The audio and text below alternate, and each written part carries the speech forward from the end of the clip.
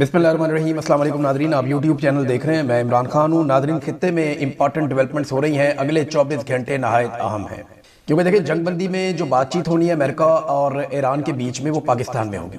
इस्लामाबाद में तैयारियां कर ली गई हैं। इस्लामाबाद ने शानदार रोल प्ले किया इसमें, और पाकिस्तान का जो किरदार होना चाहिए था वही किरदार पाकिस्तान का रहा। और इसका सबसे ज्यादा क्रेडिट पाकिस्तान की आवाम को जाता है कि वो किसी भी नफरत की आग में नहीं जले, बल्कि पाकिस्तान के लोगों ने इस बात के ऊपर दबाव डालकर रखा आखिरी दिन तक कि पाकिस्तान का किरदार सिर्फ और सिर्फ जंगबंदी के लिए होना चाहिए, हमें किसी की भी साइड नहीं लेनी चाहिए। तो पाकिस्तानी अवाम को बड़ा क्रेडिट जाता है, मौजूदा हुकूमत को भी क्रेडिट जाता है कि उन्होंने इसके लिए कोशिशें जारी रखी। और बिल आखिर जो है वो अब इस्लामाबाद में जंगबंदी के लिए मुज़ाकरात हो रहे हैं। ये टाइम बहुत इंपॉर्टेंट है, क्योंकि इसमें इसराइल खराबी पैदा कर सकता है, और इसराइल की जानिब से जो लबनान पे लगातार अटैक किया जा रहा है, ये एक ऐसा नुक्ता है जिसपे ईरान को एतराज है। और ईरान ये समझता है कि ये एक संगीन खिलाफ वर्जी है सीज फायर मुआहदे की, जबकि अमेरिका ने कहा कि ये तो मुआहदे का हिस्सा ही नहीं था।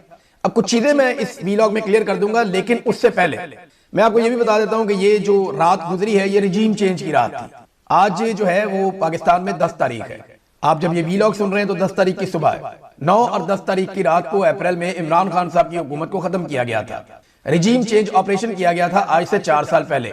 इस हवाले से मैं आपको कुछ ऐसे हकायक बताऊंगा जो इससे पहले मैंने आपको नहीं बताया। आज इस वीलॉग में मैं आपके सामने रखूंगा। बड़ी इंपॉर्टेंट चीजें हैं, लेकिन सबसे पहले एक रोला पड़ गया पाकिस्तान में, और मेरे ऊपर बेशुमार डाउट्स छोड़ दिए गए। बड़ी खपट डल गई पाकिस्तान में कि पता नहीं मैंने कोई गद्दारी कर दी है, और मैं ये चाहता हूं कि कोई जंग लगी रहे ईरान की, और ये जंग खत्म ना हो और पाकिस्तान जंग का हिस्सा बन जाए और पाकिस्तान जंग लड़ना शुरू कर दे। तो मैं आपको चंद चीजें बता देता हूं कि पहले दिन से आप मेरी वीडियो सुन रहे हैं, मैं एक ही बात कर रहा हूं कि पाकिस्तान को हर सूरत में गैर जानिबदार रहना चाहिए। पाकिस्तान को किसी भी मुल्क की जानिब से लड़ाई में नहीं उतरना चाहिए। और इस हवाले से ना सिर्फ मैंने बहुत सारे ट्वीट्स किए, बल्कि बहुत सारी वीडियोज भी की, बल्कि मैंने अवामी सर्वे भी करवाए। मैंने एक अवामी सर्वे करवाया कि क्या पाकिस्तान को सऊदी अरब से दिफाई मुआहदे के तहत ईरान से लड़ाई में उतरना चाहिए, हाँ या नहीं। और आपको हैरत होगी कि 90% के करीब लोगों ने कहा कि नहीं, पाकिस्तान को लड़ाई में नहीं उतरना चाहिए। ये हुकूमत तो अब सर्वे करवा रही है ना, मुज़ाकरात शुरू होने पर, जंगबंदी होने के बाद। मैंने ये पहले करवाए थे। दूसरा एक और सर्वे मैंने किया था कि क्या पाकिस्तान को अरब ममालिक के लिए ईरान से लड़ाई में उतरना चाहिए, हाँ या नहीं। तो उस पर भी इतनी ही तादाद में 90% के करीब लोगों ने ये कहा, बल्कि 90% से ज्यादा थे। और ये डाटा मेरे पास अभी भी मौजूद है। कोई 10-10 हजार लोगों ने इसके अंदर वोटिंग में हिस्सा लिया हुआ था। और इसके अलावा बहुत सारे और मेरे ट्वीट्स हैं। यानी मैंने यहाँ पे एक और, यानी यहाँ पे एक सऊदी अरब के सहाफी हैं, उनकी जानिब से एक ट्वीट आता है कि आसिम मुनीर साहब ने सऊदी अरब को डिफेंस मिनिस्टर उनके जो है उनसे मिलते हुए इस बात की यकीन दहानी करवाई, जिनका नाम खालिद बिन सलमान है, उन्हें यकीन दहानी करवाई कि अगर ईरान ने एक और अटैक किया सऊदी अरब पर तो पाकिस्तान ईरान को टारगेट करेगा, ईरान को निशाना बनाएगा। ये 8 मार्च 2026 को ट्वीट किया एक सऊदी सहाफी ने। मैंने उसके ऊपर लिखा, इस यकीन दहानी पर अमल हुआ और पाकिस्तान ईरान के खिलाफ लड़ाई में उतरा तो इसराइल को काफी मदद मिलेगी। मैंने उस वक्त भी पाकिस्तान के लड़ाई में उतरने की मुखालफत की थी। इसके अलावा एक सुहेल अफरीदी ने ट्वीट किया था, उसके ऊपर भी मैंने एक ट्वीट किया था। सुहेल अफरीदी ने कहा कि पाकिस्तान को हमेशा अमन और मुज़ाकरात के लिए किरदार अदा करना चाहिए, और उस पर मेरा ट्वीट है, और ये तारीख भी मैं आपको बता देता हूं। ये 1 अप्रैल 2026 का ट्वीट है। तब तक किसी के नहीं आइडिया में था कि जंगबंदी होगी या नहीं होगी। पाकिस्तान को अमन ही के लिए कोशिश करनी चाहिए, क्योंकि यही हमें हर लिहाज से सूट करता है। और मैं हमेशा यही कहता हूं कि जंगबंदी होनी चाहिए, हर जगह पे मैंने यही बात की है। लेकिन मैंने एक खबर ब्रेक की जिस खबर से पूरे पाकिस्तान में रोला पड़ गया। खबर यह थी कि जो शहबाज शरीफ साहब ने ट्वीट किया वो कॉपी पेस्ट है, और वो व्हाइट हाउस से होकर आया है। और मैंने ये बताया कि ये व्हाइट हाउस ने इनको ट्वीट करने का कहा है, तो इन्होंने ट्वीट किया है। और नालायकी इनकी ये है कि जो पहली लाइन जिसको मिटाना था, जिसमें लिखा हुआ था पाकिस्तान पीएम, यानी वो ड्राफ्ट था Pakistan PM post on x, तो वो जो चीज है वो मिटाने की बजाय उसको भी साथ ही छाप दिया। नालायकी इनकी ये थी। मैंने इसकी कर दी निशानदेही, और मैंने बता दिया कि काम तो अच्छा हुआ, जंगबंदी हो गई और इस पे सबको खुशी है, लेकिन हमारे वजीर आजम ने नालायकी दिखाई है। और वैसे भी डोनाल्ड ट्रंप को नालायक लोग पसंद है। मैंने ये किया। इसके बाद जो रोला पड़ा पाकिस्तान में कि पता नहीं मैं गद्दार हूं, मैं चाह रहा हूं पाकिस्तान जंग में उतर जाए, पाकिस्तान सऊदीया से लड़े या पाकिस्तान ईरान से लड़े, मैंने तो ऐसी बात कही नहीं की। मेरी खबर के ऊपर पाकिस्तान में यह कहा गया कि यह प्रोपेगेंडा है। बहुत सारे टाउट सहाफियों ने यह बात की कि यह प्रोपेगेंडा है। और अब मैं आपको बताता हूं कि इसका नतीजा क्या निकला। नाजरीन, 1888 का एक बरतानवी अखबार है जिसका नाम है फाइनेंशियल टाइम्स, 1888 का याद रखिएगा। पाकिस्तान में कोई इदारा इतना मोतबर नहीं है जितना पुराना ये है, फाइनेंशियल टाइम्स। 150 साल हो गए इसको। फिर 1855-56 का एक और इदारा है जो अमेरिका में चलता है, न्यूयॉर्क टाइम्स। इसको पौने 200 साल हो गए सहाफत के अंदर। इन दोनों ने मेरी खबर की तस्दीक की है। अब बजाय मुझे क्रेडिट देने के ये मुझे गद्दार कह रहे हैं, आप अंदाजा करें। इन दोनों ने मेरी खबर की तस्दीक की है कि ये ड्राफ्ट व्हाइट हाउस में था, वहां से इसकी अप्रूवल आई है। उन्होंने जो अल्फाज इस्तेमाल किए कि उन्होंने साइन ऑफ किया है, यानी उन्होंने मंजूरी दी है इस ड्राफ्ट की, इस मुसव्वदे की मंजूरी व्हाइट हाउस से हुई है। ये इन अखबारात ने लिखा और इसके बारे में बताया, दीगर अखबारात ने भी लिखा। लेकिन ये दो बहुत मोतबर है, एक बरतानिया का एक अमेरिका का। इन दोनों ने मेरी खबर की तस्दीक कर दी। मेरा जो सोर्स था वो पाकिस्तान में था। उसने मुझे बताया लेट नाइट जब पाकिस्तान में थी, और हंसते हुए बताया कि बहुत बड़ा ब्लंडर हो गया इमरान भाई। तो जो उसने मुझे खबर दी मेरे लिए बड़ी अलार्मिंग थी। मैंने 2-3 जगह पे चेक किया, कुछ डाटा निकाल के चेक किया। जब मैंने उसको थोड़ा सा खबर को मजीद उसकी छानबीन की तो खबर निकल आई, मैंने खबर दे दी, और रोला पूरे पाकिस्तान में नहीं पूरी दुनिया में पड़ गया था। बाकी लोग भी इसके ऊपर बोलना शुरू हो गए थे। लेकिन जब मेरी खबर की तस्दीक होती है 2 मोतबर आलमी अखबारात से, एक न्यूयॉर्क टाइम्स से, एक फाइनेंशियल टाइम्स से, एक बरतानिया का को 150 साल पुराना और एक पौने 200 साल पुराना अमेरिका का, तो उसके बाद कम से कम टाउटो को अब माफी मांगनी चाहिए और ये बात तस्लीम करनी चाहिए। और देखिए, इसमें शहबाज शरीफ के लिए कोई शर्मिंदगी की बात नहीं है भाई। एक बंदा होता है ना लायक, बातों का हो भी जाता है, कोई बात नहीं है। पाकिस्तान के लिए तो बेहतर है कि पाकिस्तान को अमेरिका ने रिक्वेस्ट की कि जनाब हमारी जान छुड़ाएं, हम इस लड़ाई को आगे लेकर नहीं चलना चाहते। मैंने इसके ऊपर पहले भी ट्वीट किया हुआ है कि डोनाल्ड ट्रंप की बातों से नहीं लगता कि डोनाल्ड ट्रंप लड़ाई को लंबा लेकर जाना चाहता है। डोनाल्ड ट्रंप जंग बंदी की तरफ जाएगा। मैं ये पहले कह चुका हूं, एक दफा नहीं कई मरतबा कह चुका हूं। चाहे वो धमकियां लगा रहा था, मैंने इस पर ट्वीट भी किया है। मेरा ये अंदाजा था कि ये इतना लंबा लेकर जा नहीं पाएगा, ट्रंप को इस लड़ाई में से हर हाल में निकलना पड़ेगा। अब इंटरेस्टिंग बात यह है कि जिन लोगों ने इसको प्रोपेगेंडा करार दिया, जिन लोगों ने इसको गद्दारी करार दिया, अब वो फाइनेंशियल टाइम्स को और न्यूयॉर्क टाइम्स को भी गद्दार कहेंगे। जाए ना जाकर इन इदारों के ऊपर केस कर दें, नहीं तो हुकूमत पाकिस्तान या शहबाज शरीफ बरतानिया में आके मेरे पे केस कर दें। भाई यहां की अदालतों पे तो इनको यकीन है ना, आए मेरे पे केस करें और साबित करें कि ऐसा नहीं हुआ। करें ना केस मेरे ऊपर यहां पे आके। तो ये कभी केस नहीं करेंगे, ये झूठे फ्रॉडिये। इन्होंने जो सोशल मीडिया का गंद जो मेरे ऊपर उछाला और जो इन्होंने टाउट्स मेरे ऊपर छोड़े, उसके बाद ये सूरत-ए-हाल बन गई और अब ये माफी भी नहीं मांगते। और इसमें जो मेन बेइज्जती है ना, मैं आपको बता रहा था, वो शहबाज शरीफ की नहीं है, वो डोनाल्ड ट्रंप की है। डोनाल्ड ट्रंप एक तरफ धमकियां लगा रहा था कि ये कर देंगे, वो कर देंगे, पत्थर के जमाने में धकेल देंगे, इतने घंटे बाकी हैं, इतने घंटे बाकी हैं, अब ये होने वाला है, इतने बजे हमला करेंगे। और साथ ही वो डोनाल्ड ट्रंप एक ड्राफ्ट भिजवा रहा था कि यार ये करो, मेरी जान छुड़ाओ, यानी मेरे से अपील करो कि जंगबंदी के लिए टाइम और बढ़ा दूं 2 हफ्ते, जंगबंदी कर दूं 2 हफ्ते के लिए, मेरे से अपील करो, मैं अपील मंजूर कर दूंगा। और ईरान को राजी किसने किया?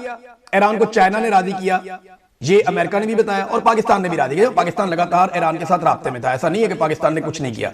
पाकिस्तान अमेरिका और ईरान दोनों के साथ राब्ते में था और पूरी कोशिश कर रहा था अरब ममालिक को भी राब्ते में रख के कि जंगबंदी हो जाए। लेकिन जिनका इंपॉर्टेंट रोल है, जो चीजें हकायक है और मंजर आम के ऊपर है, वो मैंने आपके सामने सारे रख दिए हैं। अब टाउटों को चाहिए कि माफी मांगे इस बात के ऊपर कि आलमी अखबारात ने बाकायदा उस बात की तस्दीक की कि ये ड्राफ्ट फाइनलाइज हुआ व्हाइट हाउस में और उसको कॉपी पेस्ट किया शहबाज शरीफ ने। अब नाज़रीन आ जाएं मुज़ाकरात की तरफ जो इस्लामाबाद में हो रहे हैं। इस्लामाबाद में काफी तैयारियां की गई हैं मुज़ाकरात के हवाले से, लेकिन कुछ इंपॉर्टेंट चीजें मैं आपके साथ शेयर करूं। सबसे पहले तो यह है कि आबना हुर्मुज़ अभी तक पूरी तरह नहीं खुली और उसको खोलने के लिए ईरान की शराइत है और वो ये कहता है कि सीज फायर की शराइत मुकम्मल की जाए। जो अमरीकी की आदत है वो पाकिस्तान में मुज़ाकरात के लिए रवाना हुई है, उनका साजो सामान पाकिस्तान में पहुंच गया है और वो अपने ही सामान के ऊपर भरोसा करते हैं। सुपर पावर भी है, वो कहलाता है, उसके पास बहुत पैसा भी है, लिहाजा अमरीकी नायब सदर और बाकी लोग पाकिस्तान पहुंचेंगे मुज़ाकरात करने के लिए जंगबंदी के। जबकि ईरान की मुज़ाकराती टीम इस्लामाबाद अभी नहीं पहुंची। पहले खबर ये आई थी कि टीम पहुंच गई है, लेकिन ईरान की तरफ से एक स्टेटमेंट भी है कि लबनान पर इसराइली हमले रुकने तक मुज़ाकरात मुअत्तल है। ये एक खबर एजेंसी है और ये ईरान में पासदाराने इनकलाब से मुंसलिक न्यूज एजेंसी तस्नीम है, उसने ईरानी वफद के इस्लामाबाद पहुंचने से मुताल्लिक खबरों की तरदीद कर दी है और इस न्यूज एजेंसी ने एक बाखबर जराये का हवाला देते हुए रिपोर्ट किया कि ईरानी मुज़ाकराती टीम के अमेरिका से मुज़ाकरात के लिए इस्लामाबाद पाकिस्तान पहुंचने से मुताल्लिक कुछ मीडिया इदारों की खबरें मुकम्मल झूठी है। ये BBC पे रिपोर्ट हो रहा है और उनके मुताबिक जराये ने उन्हें बताया कि जब तक अमेरिका लबनान पर इसराइली हमले रुकवाने का अपना वादा पूरा नहीं करता तब तक मुज़ाकरात मुअत्तल रहेंगे। वैसे अभी थोड़ी देर पहले खबर आई है कि नेतन्याहू ने अपनी काबीना को कहा है कि वो लबनान के साथ बातचीत शुरू करे और लबनान की जो हुकूमत है उन्होंने पाकिस्तानी हुकूमत से राब्ता किया और ये कहा कि पाकिस्तान भी इसमें रोल प्ले करे कि यहाँ पे मुज़ाकरात करवाए जाएं और जंग बंदी जो है वो लबनान में भी करवाई जाए। क्योंकि लबनान में बड़ा खौफनाक अटैक हुआ है, एक ही दिन में बहुत सैकड़ों लोग वहाँ पे शहीद कर दिए गए, हजारों लोग जो हैं वो वहाँ पे पहले भी जख्मी हुए हैं, अब भी जख्मी हुए हैं, तो बहुत बड़ा नुकसान वहाँ पे हो रहा है। उम्मीद की जाती है कि अगले 48 घंटों में मुज़ाकरात की कोई शक्ल निकल आएगी, लेकिन इस बीच में मैं आपको ये बताऊं कि मिडिल ईस्ट के अंदर, खलीजी ममालिक के अंदर जो तैयारियां हैं अमेरिका की जानिब से वो कोई कम नहीं हो रही। बहुत सारी चीजें ऐसी माजी करीब में रिपोर्ट हुई हैं जहां एक सफबंदी वाली सूरत हाल है। कुछ अमेरिकन फौजी जो है उन्होंने ये दावा किया है, कुछ रिटायर फौजी हैं, कुछ एक्सपर्ट हैं उनके, वो ये दावा कर रहे हैं कि ऐसा लगता है कि अमेरिका अगली लड़ाई की तैयारी कर रहा है। अगर ये मुज़ाकरात कामयाब नहीं होते तो पहले से ज्यादा खौफनाक जंग हो सकती है। और ईरान की जानिब से भी ऐसी इतलात आ रही है कि वो भी तैयारी कर रहे हैं और वो भी भरपूर जवाब उसी तरीके से देंगे जैसे उन पे हमला किया जाएगा। लेकिन उम्मीद की जाती है कि ये जंगबंदी हो जाए। अब नाज़रीन आ जाए रिजीम चेंज ऑपरेशन। जब रिजीम चेंज ऑपरेशन हो रहा था ना आज से 4 साल पहले, तो मिलिट्री एस्टेब्लिशमेंट ने एक बयानिया बनाना शुरू किया। वो बयानिया अपने टाउटों के जरिए बना रहे थे और इसके अलावा वो बयानिया के लिए खुद भी of the record, on the record मुलाकातें भी कर रहे थे। कुछ बातें वो खुलकर करते थे, कुछ बातें वो मुलाकातों में करते थे, कुछ बातें वो इकट्ठे लोगों को बुलाकर बैठ के वहां पे कहते थे हम ऑफ द रिकॉर्ड बात करना चाहते हैं। तो 5 ऐसी चीजें हैं जो मिलिट्री एस्टेब्लिशमेंट ने इमरान खान साहब के रिजीम के खात्मे के हवाले से की थी। पहला दावा उनका यह था कि ये एक जमहूरी अमल है, हमारा इसमें कोई किरदार नहीं है, ये अदम एतमाद, सियासी जमातें जाने उनका काम जाने। नंबर 1 उनका दावा यह था। नंबर 2 उन्होंने दावा किया था कि इमरान खान ने पाकिस्तान की मईशत तबाह कर दी है। नंबर 3 उन्होंने ये कहा था कि गवर्नेंस खराब है, उस्मान बुज़दार की मिसाल भी उन्होंने पेश की थी इसमें। नंबर 4 वो ये कहते थे कि खारजा पॉलिसी में इमरान खान साहब को बहुत नाकामी हुई है, वो बार बार ये कहते थे। नंबर 5 वो एक और बात कहते थे कि इमरान खान बात नहीं सुनता, अपनी मर्जी करता है। और एक बात वो ये कहते थे कि इमरान खान पब्लिक में बिल्कुल मकबूल नहीं है, ये बयानिया झूठ है कि इमरान खान की कोई मकबूलियत है पब्लिक के अंदर। ये 6 बातें बार बार पाकिस्तान की मिलिट्री एस्टेब्लिशमेंट हर जगह पे करती थी। आज 4 साल के बाद ये 6 बातें कितनी सच साबित हुई। सबसे पहली बात, ये जमहूरी अमल का हिस्सा है, इसमें मिलिट्री एस्टेब्लिशमेंट का कोई किरदार नहीं है, हम कोई रिजीम चेंज ऑपरेशन नहीं कर रहे। तो रिजीम चेंज ऑपरेशन में शामिल फजलुर रहमान, ख्वाजा आसिफ, जावेद लतीफ, मिफ्ता इस्माइल, शाहिद खाकान अब्बासी, MQM, ANP, हत्ता के बैनुल अक़वामी मीडिया और बहुत सारे प्लेयर्स रिजीम चेंज ऑपरेशन की गवाहियां दे चुके हैं। मोहम्मद जुबैर भी इसकी गवाही दे चुके हैं कि मिलिट्री के साथ मिलकर, फजलुर रहमान साहब ने तो नाम लेकर बताया कि फलां फलां जर्नैल था, इन्होंने कहा था आओ इसकी हुकूमत गिरा दो। तो रिजीम चेंज ऑपरेशन की गवाहियां आ चुकी हैं। फौज की ये बात जो मिलिट्री एस्टेब्लिशमेंट ने उस वक्त कही वो गलत साबित हुई। नंबर 2, इमरान खान ने मईशत तबाह कर दी, ये बयानिया बहुत फैलाया गया उस वक्त। महंगाई बहुत है, मईशत तबाह हो गई। तो कर्जे इमरान खान साहब के दौर में जितने थे आज उससे दुगने हैं, यानी 75 साल में पाकिस्तान ने जितने कर्जे लिए 4 साल में उतने ले लिए। बेरोजगारी इमरान खान के दौर से ज्यादा है, गुर्बत की शरह इमरान खान के दौर से बहुत ज्यादा है, बजट खसारा इमरान खान साहब के दौर से डबल है, तरक्की की शरह यानी जो शरह नमू जिसे कहते हैं इमरान खान के दौर में जो 6.18% तक पहुंच गई थी, 6% के करीब 2 साल तक रही है। यानी अगर आप एवरेज निकालें तो 6% थी, वो माइनस में चली गई थी, बड़ी मुश्किल से 3 तक पहुंचे हैं ये। फिर बिजली की कीमत 3 गुना हो गई, कम से कम 3 गुना बिजली की कीमत हो गई। गैस की कीमत जो है वो 800 से 900% बढ़ गई। पेट्रोल की कीमतें जो है जो इन्होंने कम करनी थी वो 150 से बढ़ा के आज 300 से ऊपर हैं।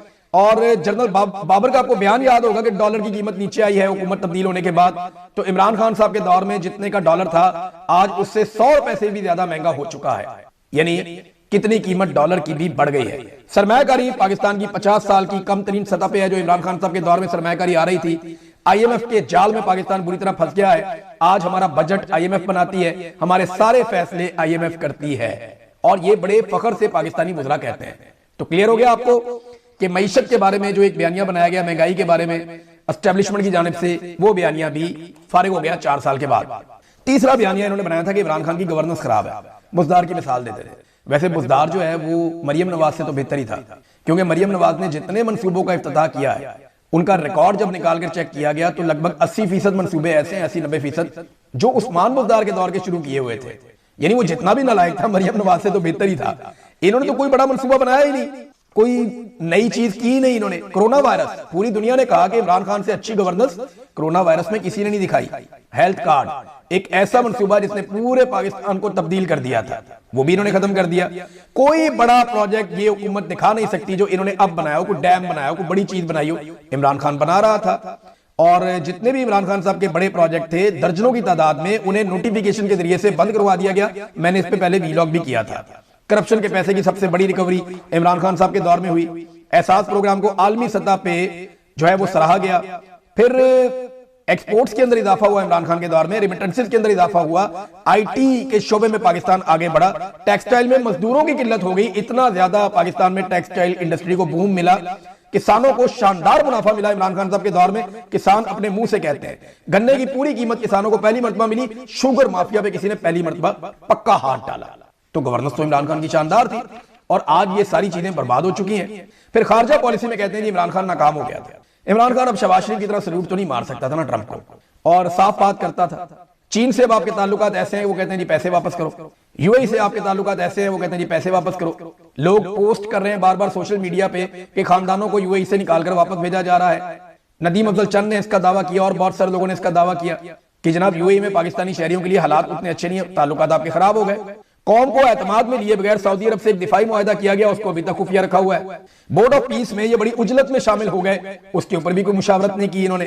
कोई बैरूनी सरमायाकारी ये पाकिस्तान में नहीं ला पाए। यूरोपीय यूनियन में जीएसपी प्लस का आपका मामला फंसा हुआ है, सवाए ट्रंप को राजी करने के ये कोई काम नहीं कर सके। ये खारजा पॉलिसी इमरान खान की बेहतर थी या इनकी बेहतर है? इमरान खान रशिया से तेल लेकर आ रहा था सस्ता, उनके साथ गंदम का तेल का सौदा कर रहा था, तो इमरान खान तो बेहतरी लेकर आ रहा था इन चीजों के अंदर। खारजा पॉलिसी में वही है ना कि आप सरमायाकारी लाएं, आपको फायदा हो, तो इमरान खान इस तरफ जा रहा था, इनसे नहीं हुआ। फिर इमरान खान बात नहीं सुनता, अपनी मर्जी करता है, ये इनका एक बिल्कुल जायज इनका एक इशू था कि इमरान खान बात नहीं सुनता, अपनी मर्जी करता है। जनरल बाजवा की एक्सटेंशन वाली बात थी, इमरान खान को पहले ही एक्सटेंशन देने पे नदामत थी। वो कह भी चुके हैं कि मैंने बड़ी गलती की, मैंने जनरल बाजवा को एक्सटेंशन दी। बाजवा को दोबारा एक्सटेंशन चाहिए थी, इमरान खान ने बात नहीं सुनी। हाँ, एक वक्त आया इमरान खान ने हुकूमत बचाने के लिए और जनरल बाजवा को एक्सपोज करने के लिए भी हो सकता है, और ये भी वजह हो सकती है कि ये सारे आ गए तो पाकिस्तान का बेड़ा गर्क हो जाएगा। जनरल बाजवा को यहां तक कह दिया कि लेनी एक्सटेंशन का रोला है तो वो ले लो भाई मेरे से, लेकिन ये हरकत ना करो, रिजीम चेंज ना करो। लेकिन बाजवा साहब को दूसरी तरफ से वादा कर दिया गया था। बाजवा साहब को उम्मीद लगी थी कि वो मुझे एक्सटेंशन दे देंगे। बाद में ख्वाजा आसिफ ने गवाही भी दी कि जनरल बाजवा हमें धमकियां देता था मार्शल लॉ लगाने की कि मुझे एक्सटेंशन दो वरना मैं मार्शल लॉ लगा दूंगा। फिर फौज की और कौन सी बात इमरान खान नहीं मानता था? नंबर एक, Imran Khan electronic voting machine लाना चाहता था। एस्टेब्लिशमेंट ये जानती थी कि अगर ये मशीन आ जाएगी तो इलेक्शन का निजाम हमारे हाथ से निकल जाएगा, फिर फॉर्म 47 जारी करना आसान नहीं होगा। फिर इमरान खान ओवरसीज पाकिस्तानियों को वोट का हक देना चाहता था। वो ये भी जानते थे कि ओवरसीज पाकिस्तानियों को वोट का हक मिल गया तो वो ज्यादा रेलिवेंट हो जाएंगे और वो वोट इमरान खान को पड़ेगा, ये भी एक पंगा था। फिर कोरोना में इमरान खान ने एस्टेब्लिशमेंट की बात नहीं मानी और लॉकडाउन लगाने की बजाय स्मार्ट लॉकडाउन का एक तरीका निकाला, इस पे भी उनको प्रॉब्लम था। छठी चीज जो बार बार मिलिट्री एस्टेब्लिशमेंट कहती थी, बल्कि DGISPR ने ओपनली भी कहा था एक दफा कि इमरान खान मकबूल नहीं है, ये बात वो कहते थे। और हम मीटिंग्स के अंदर जब सारे लोग बैठे हुए होते थे जर्नलिस्ट, तो हम उन्हें बताते थे कि ऐसा नहीं है, ये फैसला पब्लिक करेगी, let the people of Pakistan decide. अगर इमरान खान मकबूल नहीं था तो इमरान खान ने तो असेंबलियां तोड़ दी थी 4 साल पहले, फिर ये इलेक्शन करवा लेते। उस वक्त भी मिलिट्री एस्टेब्लिशमेंट जानती थी कि इमरान खान मकबूल है। जब जिमनी इलेक्शन हुए पंजाब के अंदर 80% सीटें वो स्टेट में जीत गया था जिमनी इलेक्शन में, और उसके बाद 2024 के इलेक्शन में इमरान खान साहब ने रिकॉर्ड कायम कर दिया वोटों का, और इतनी सीटें जीती हैं कि अपने मुखालिफिन को 17-18 सीटों तक महदूद कर दिया। इतनी मकबूलियत थी इमरान खान की, और आज भी इमरान खान की उतनी ही मकबूलियत है या शायद उससे बढ़ गई है। तो एस्टेब्लिशमेंट की 6 बातें 6 की 6 गलत साबित हो गई 4 साल के अंदर। इनके सारे अंदाजे गलत हैं, और इमरान खान ने जो जो कहा था रिजीम चेंज ऑपरेशन से पहले और रिजीम चेंज ऑपरेशन के बाद, हमने पाकिस्तान में वही सारा कुछ होता हुआ देखा है। तो नाज़रीन, और बात करेंगे करंट अफेयर के ऊपर नेक्स्ट वीलॉग में। अब तक के लिए इतना ही, अपना ख्याल रखिएगा, अपने चैनल का भी। अल्लाह हाफिज़।